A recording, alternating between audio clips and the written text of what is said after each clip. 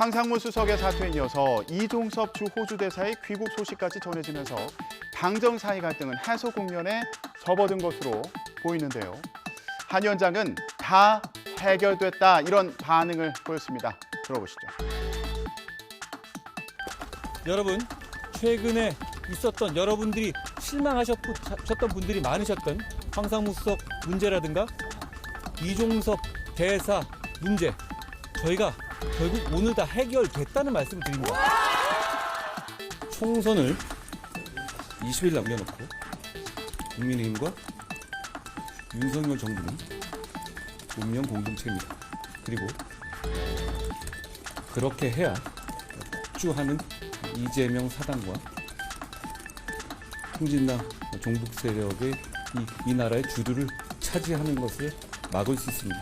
저는 그것만 생각합니다. 고맙습니다. 하지만 내홍은 이어졌습니다.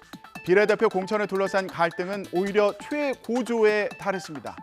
앞서 호남 지역 인사 등이 포함되지 않았다면서 문제를 제기했던 친윤계 이철규 당 인재영입위원장은 기자회견을 열고 거듭 비례대표 공천 과정을 비판했습니다.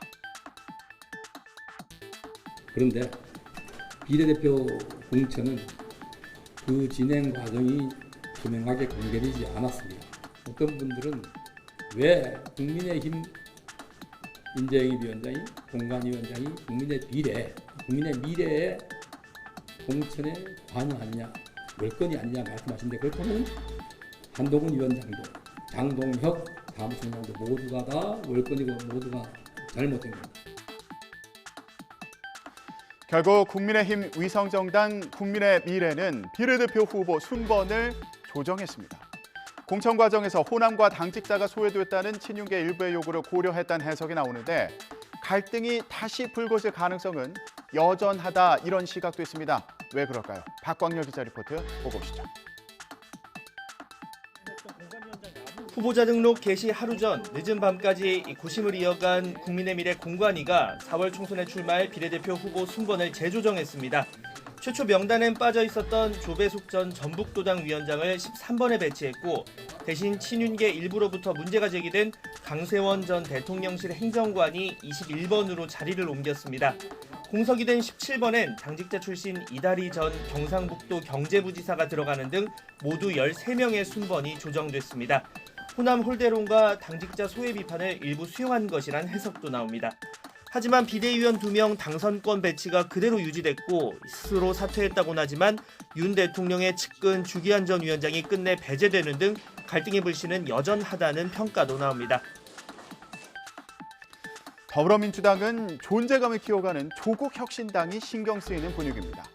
어제 더불어민주당과 더불어민주연합 중앙선거대책위원회가 합동회의를 열었는데요.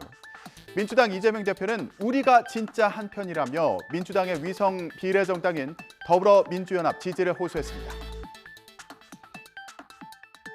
더불어민주당이 확실한 일당이 되어야 합니다. 더불어민주당과 우리 더불어민주연합이 손을 잡고 하나가 될 때 집권당의 횡포를 확실하게 견제하고 실정을 바로잡을 수 있습니다.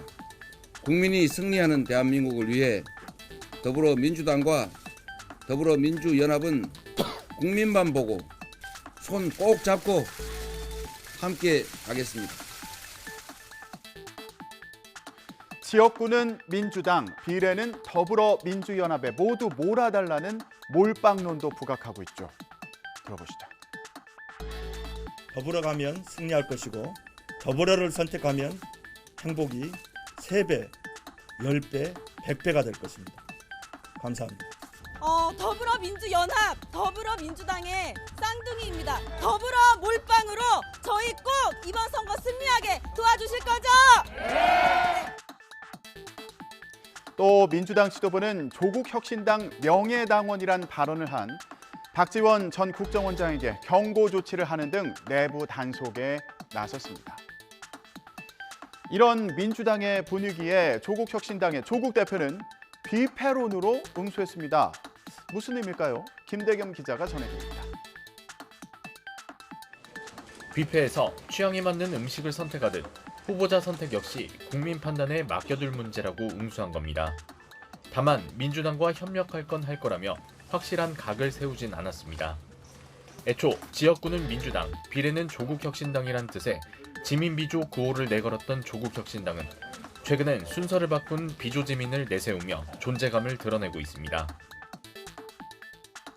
이런 가운데 오늘부터 이틀 동안 22대 총선 후보자 등록이 진행됩니다. 각 정당 사이 대진표가 공식 확정되는 건데요. 주요 격전지를 사이에 둔 이른바 벨트 싸움도 본격화될 것으로 보입니다.